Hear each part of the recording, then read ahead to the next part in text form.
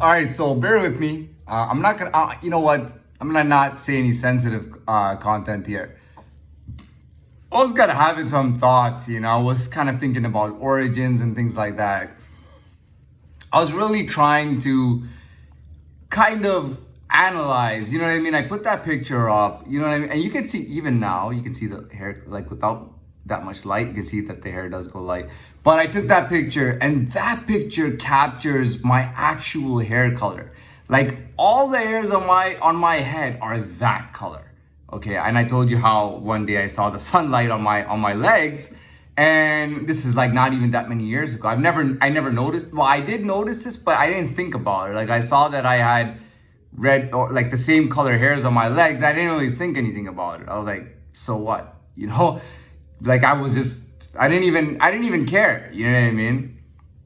I used to always want it to be the best in things without looking at other things. Or anyways, the point is, that was when I was a kid. But the point is that, that's the color of all the hair on my head. Okay, it's like, do you see how light that is? How when it really shines, it's not blonde. You know what I mean? So I think that blonde people and blue-eyed people, as far as history tells us, and I'm not saying this is in cement and this is for sure, but as far as history tells us, blonde and blue-eyed people typically came from Nordic areas, which is like Sweden, Norway, Finland. I don't know about Finland, but and I guess a couple of countries just south of them or whatnot. Like that's the Nordic race, right? The blonde hair, blue-eyed thing. Some of them have red hair and whatnot. Now this particular color of hair is not Nordic, definitely, but it is definitely European. Okay, I just want to make clear to you, there is no Oriental, African, or Indian subcontinent, which includes Pakistan, Bangladesh. There is none of these places in their original genome. They do not have colored hair. All of them have black hair. Okay, they all have black hair. And this is not albino hair, like albino hair. This is like real shiny, light auburn. Real light shiny, like it's so real too when you look at it, and all the hairs on my head are like that. I'm not a blonde or a redhead, so in the dark it won't show, but when the hair when the sunlight shines in the hair, you can see all the real color come out. But I was looking at myself, I was trying to analyze a bit. Now I'm not gonna get into sensitive content about other people. Okay, I'm not trying to talk about other people right here. I'm trying to talk about myself. So I was trying to study myself a little bit, look at myself, put into, just think about things, and just like, obviously I can't know for sure. Nobody can know for sure. I don't believe in the whole DNA thing. I think that's all bullshit. So bye Maury Povich, okay? Okay, that's all, that whole DNA test shit, I think that's all bullshit. They probably have a whole bunch of questions that they ask you before the DNA test. You know what I mean? Like, what kind of defects does your family have? What kind of color? You know what I mean? They ask you about facial features and things like that of your family members. And based on that, I think they just give you an answer. And because people love to hear that there are 30 different nationalities. Oh, I'm Irish, German, Dutch, South African, South American, Chinese. You know what I mean? It is so ridiculous. Please do not fall for that bullshit. It is just bullshit. It's poppycock. It's the same as those, what do you call those, the ladies with the crystal balls and all the fortune tellers and all that. Listen, that's all bullshit. That's not scientific at all. DNA tests are not scientific at all. They're not scientific. Okay, they're not scientific at all. There's no real science back in it. Okay, it's all bullshit. Okay, that's why they put commercials on the TV, all right? If it was real science, they would never release that like that. You know what I mean? And it would be anyways, we won't get into that. So it's not even anyways, we won't get into that. Okay, that's not something I was getting into. Okay, so I'm kind of looking at myself and I'm thinking about a lot of things, right? And I mean, at first look, I think about myself and I look at these teeth, right? Look at these teeth. Look how white they are right now, by the way. By the way, my teeth appear orange sometimes because I will drink like an orange drink sometimes and it makes my teeth look orange. Okay, but my teeth are white. Look at that, right? They're pretty white, right? Pretty nice. So this tooth right here and this tooth, they're perfectly matching. Do you see any kind of editing? No. Do you see some kind of like fake? No. Look at all my teeth.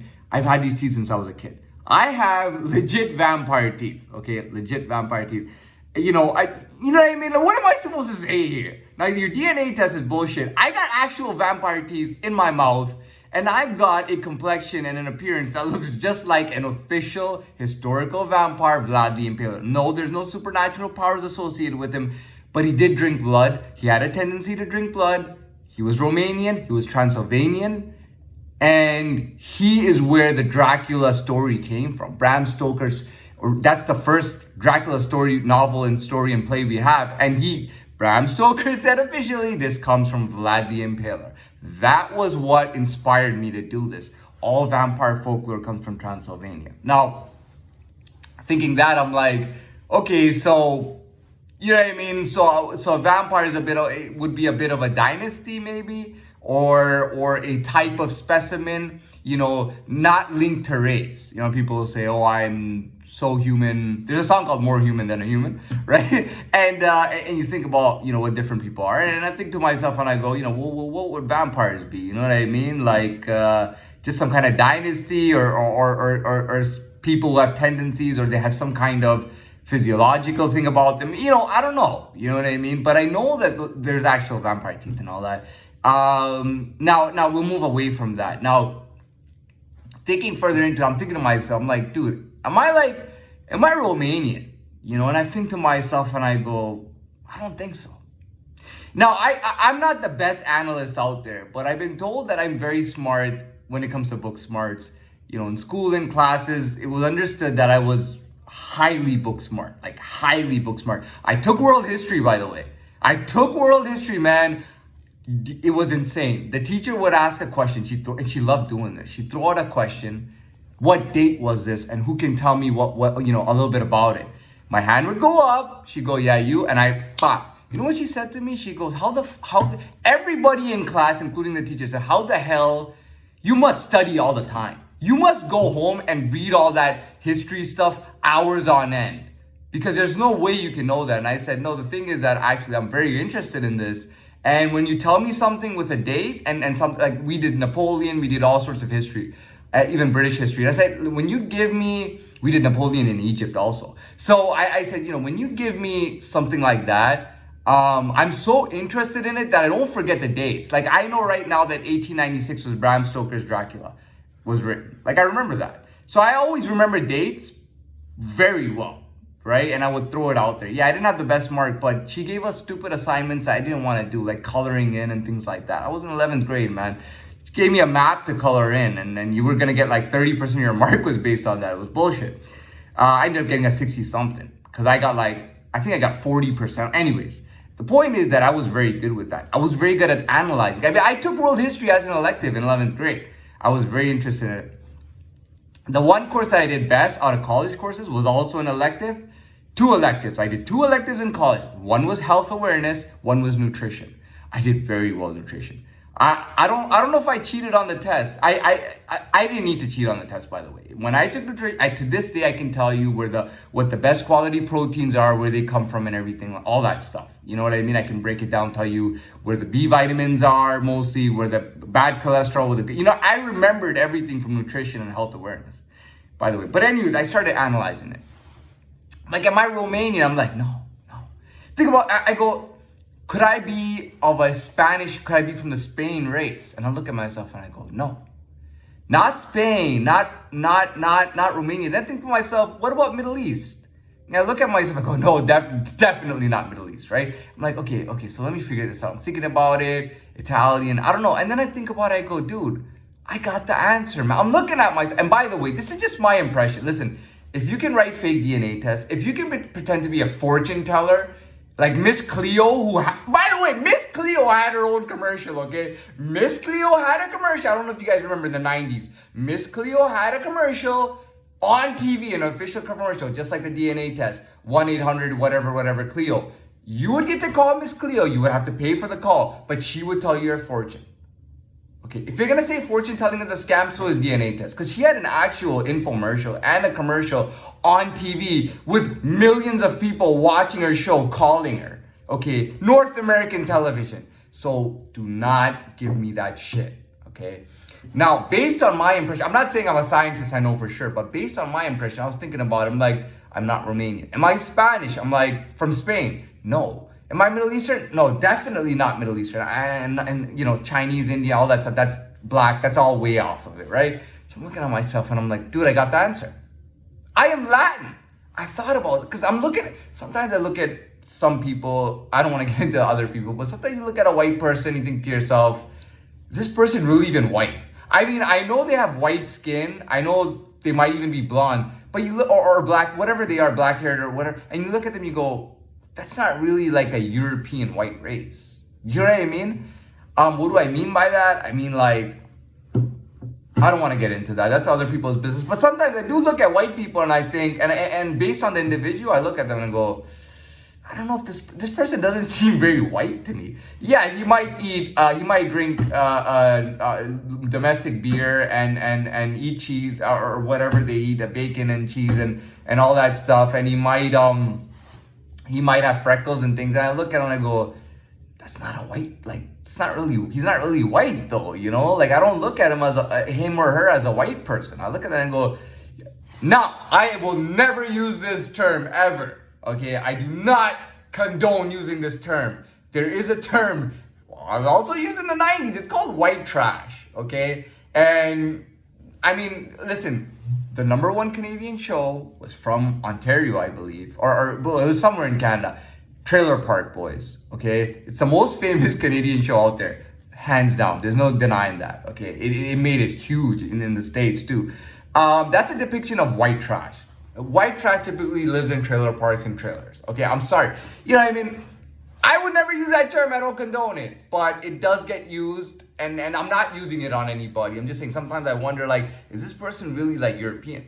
So I'm looking at myself a few days ago and I go, dude, I look just like an old European. Like the older European people, the features, everything, the hair and all that. I'm like, it's like old European. You know, the way the old Europeans looked?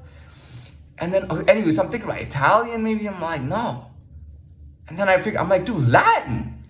And I realized, I'm like, dude, if I was to guess where I was from based on my history, based on the things that I know, I mean, other than saying vampire, like really going into like kind of racial wise, I'm thinking about it. Where would I fit in racially? You know what I mean? Like, how would humans break this down? Definitely, you know what I mean? But where would I fit in racially? I'm like Latin. And then I started thinking I'm like, holy shit, man, dude, that is my whole personality. You know, when they talk about the Latins, like Christopher Columbus was Latin, by the way. Okay, Christopher Columbus, I think he was Italian, but he was Latin. Christopher Columbus did not call himself Italian. He called himself Latin. Christopher Columbus is the one who discovered North America. Cortez was from Spain. He was Latin.